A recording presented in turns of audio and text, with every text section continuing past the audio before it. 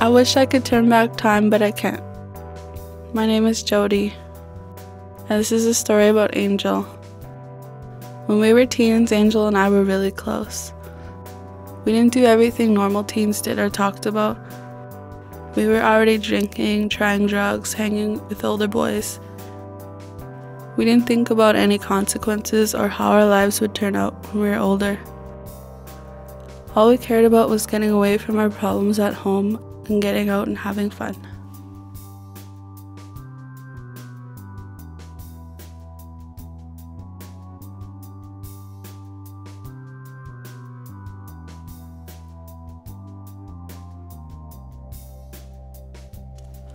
Angel was so nice, caring, and funny. She was a good friend. Whenever we would chill, we'd have the best time. She would always do our hair and makeup. It was her favorite thing to do, and she did it well. After all, she loved fashion and makeup. She wanted to do that as a career when she grew up. I was going to be a cop, and she was going to be a makeup artist. We always talked about that. I could tell her anything. She didn't really want to talk about her problems, though. The very few problems I knew about were that she never wanted to go home, but she always reluctantly did. And her mother always drank. Her father died when she was 5. Although throughout her troubles at home, she still seemed happy and we still had a lot of fun. One time, Angel and I spent the night swinging and sitting in a park. We talked about life, boys, and celebrities. Pretty basic teenage talk. Except Angel kept mentioning that she wanted to leave home, but she just couldn't do it. She said to me, "I wish I had your strength to do it." I never really understood what she meant by that. I thought by running away it could be easier just to leave my problems behind. She said she could never leave. I still remember everything about that night. It was the most we shared with each other ever.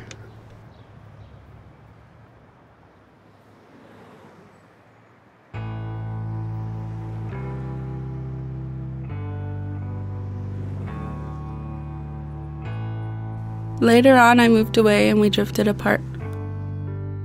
A few phone calls here and there, and then eventually nothing. A year later, I heard from my cousin that she had gotten into some hard drugs. That was sad to hear about. He also said that she'd been prostituting for money. I was shocked and felt bad for her.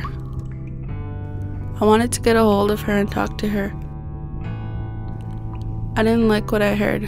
I was thinking maybe she had no one to talk to or no place to stay. I kept thinking, why the hell would she want to sell her body, and what the hell kind of drugs was she into?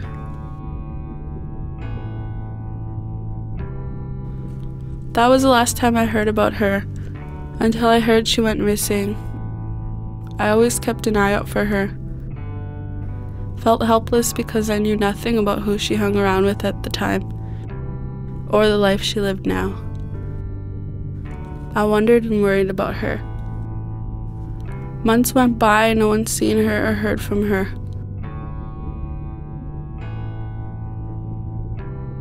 Another Aboriginal woman gone missing. It still didn't seem real. I thought I'd run into her on the streets again. Her family and friends kept looking, and so did I. Everyone wondered where she disappeared to. She had to be somewhere. The anxiety and hopelessness was starting to kick in. It was a horrible feeling. Where was Angel?